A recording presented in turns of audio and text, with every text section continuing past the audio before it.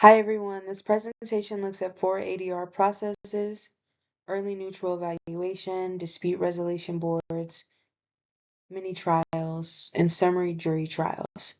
I'll compare what our textbook says with 4 journal articles and 1 news story, and show how ADR actually works in real cases, not just in theory.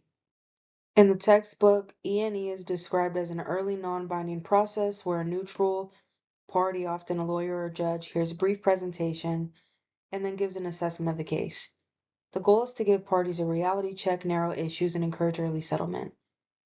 The Brazil article reports on an experimental E&E program in Northern District of California.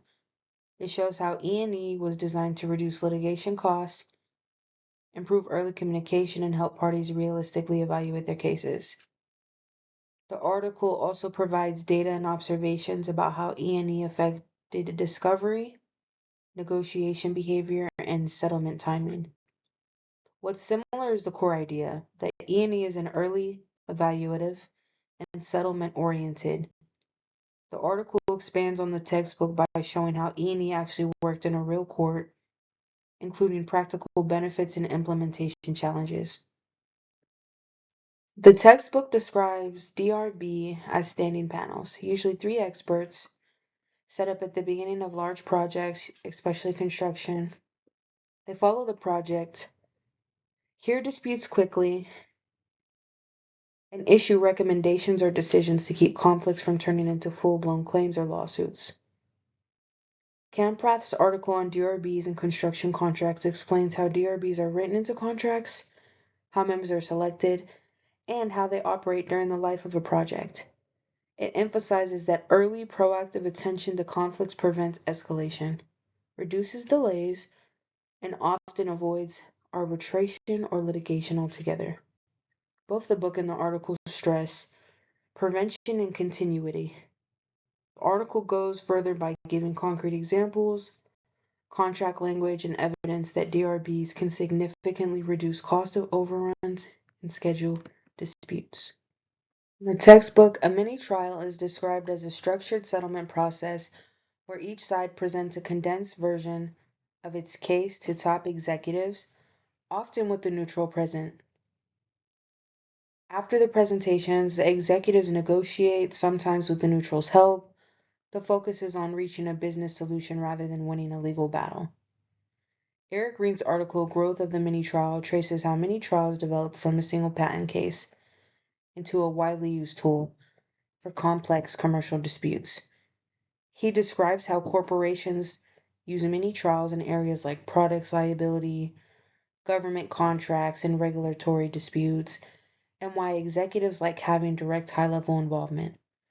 The similarity is that both sources see mini trials as a way to give decision makers enough info to settle intelligently.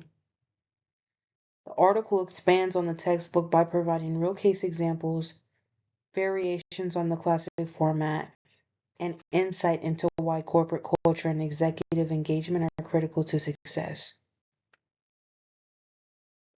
The textbook explains summary jury trials as abbreviated, non-binding trials before a real or mock jury.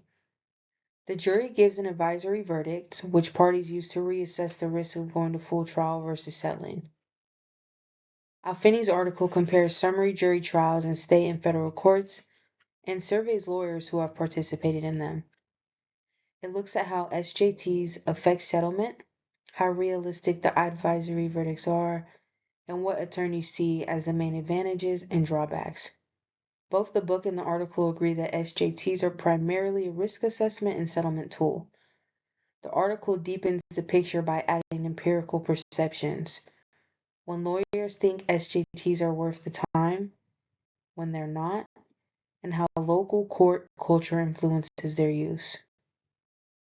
I chose a news story that reports on summary jury trials that are popping up in Florida courtrooms and the controversy surrounding them. Judges are using SJTs to move cases faster and conserve resources, but in one case, jurors said they didn't realize the trial was non-binding and felt misled. This directly relates to the textbook's description of SJTs as non-binding advisory processes. The story shows how, in practice, that non-binding nature can create confusion if it isn't clearly explained to jurors and parties. What I found most interesting is the tension between efficiency and transparency. The courts are trying to speed up case resolution, but if jurors don't understand what they're participating in, it raises ethical and legitimacy questions that the textbook doesn't fully explore.